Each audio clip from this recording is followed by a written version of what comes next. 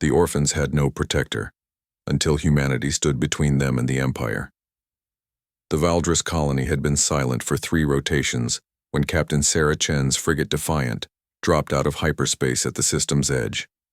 What they found should have been impossible: a thriving agricultural world reduced to smoking ruins, its defensive satellites nothing but debris fields catching the pale light of twin suns. "Scan for survivors," Chen ordered, her jaw tight as she studied the tactical display. The bridge crew worked in grim silence, their instruments painting a picture of systematic destruction that made even hardened spacers uncomfortable. "Captain," Lieutenant Torres called from the communication station, his voice strained. "I'm picking up a weak signal from the surface." It's children, ma'am." The transmission crackled through the bridge speakers, young voices speaking in the melodic Valdris tongue, their translator rendering the words with mechanical precision. "Please, anyone." The tall ones with the burning ships came. "Mama and Papa won't wake up. We're hiding in the deep caves like they taught us. Please help." Chen closed her eyes for a moment. The Valdris were pacifists, their entire civilization built around art, music, and sustainable farming. They had no standing military, no weapons beyond what was needed for pest control.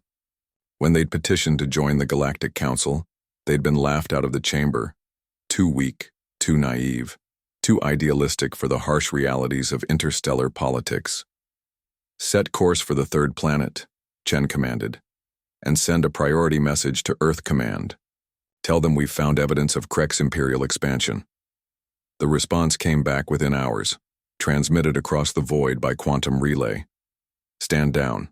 The Valdris colony is not under Earth protection. Avoid imperial entanglement. Return to patrol duties." Chen stared at the message for a long moment before deleting it. 3 days later, they made planetfall in the ruins of what had once been the colony's capital. The evidence was overwhelming. Massive craters from orbital bombardment, the distinctive carbon scoring of Krek's plasma weapons, and bodies. So many bodies. The Valdris were a small people, barely reaching human chest height, with large eyes and gossamer wings that they used for short-distance flight. They looked even smaller in death. The children, 17 survivors ranging from what appeared to be toddlers to young adolescents, had indeed hidden in the cave system beneath the city. They emerged like ghosts, their usually iridescent skin, pale with shock and malnutrition. The oldest, a girl named Lyra who couldn't have been more than 12 in human years, stepped forward with heartbreaking dignity. "Are you the protectors the stories speak of?" she asked in heavily accented Galactic Standard. "The ones who fight when fighting seems impossible?" Chen knelt to bring herself to the child's eye level. "We're humans, sweetheart. And yes, we're here to help." What followed was the longest week of Chen's career. Her crew of 43 worked around the clock to establish a temporary shelter, tend to the survivors, and prepare defenses. Because the Kreks would be back, they always came back to claim worlds they'd pacified. The frigate Defiant was fast and well-armed for her size, but she was no match for an Imperial battle group. Chen knew this. Her crew knew this. They stayed anyway. "You realize this is career suicide," her first officer, Commander Park, said quietly as they watched the crew install emergency shields around the cave entrance. "Earth Command won't back us. We'll be court-martialed if we survive long enough." "Maybe," Chen replied. "But look at them, David." She gestured toward the Valdris children, who were helping human technicians with a mixture of curiosity and hope that broke her heart. Someone has to stand up. Someone has to say this isn't acceptable. The Kreks arrived on the 7th day. 3 heavy cruisers and a battleship, their hulls dark as space itself and bristling with weapons. The Imperial Fleet Commander's transmission was typically arrogant. "Human vessel, you are interfering with lawful Imperial expansion. Withdraw immediately or be destroyed." Chen's response was broadcast on all frequencies. "This is Captain Sarah Chen of the Earth vessel Defiant. These children are under human protection. If you want them, you'll have to go through us." The silence that followed lasted exactly 37 seconds. Then space erupted in fire. The Defiant was impossibly outgunned, but Chen's crew fought with The desperate precision of people who knew they were humanity's only representatives in this corner of the galaxy.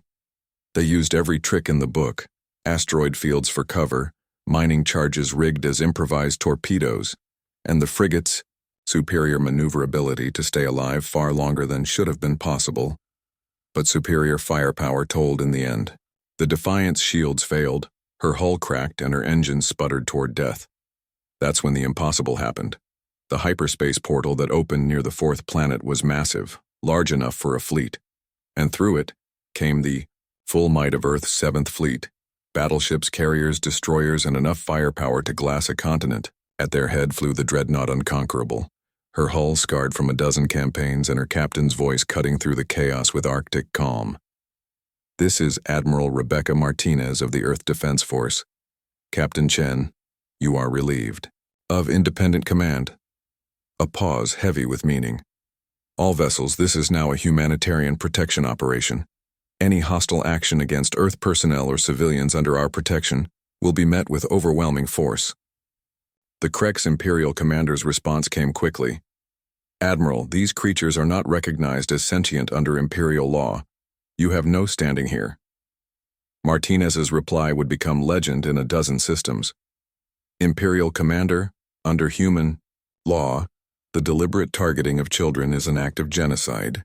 We recognize these beings as our adopted family. Stand down, withdraw, and never return to this system. This is your only warning. The Kreks withdrew.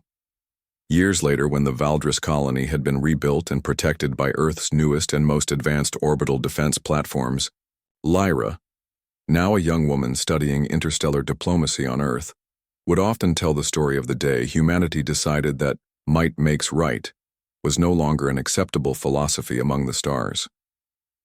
The Galactic Council still called humans naive idealists. The humans called it being civilized. Some orphans, it turned out, were worth protecting.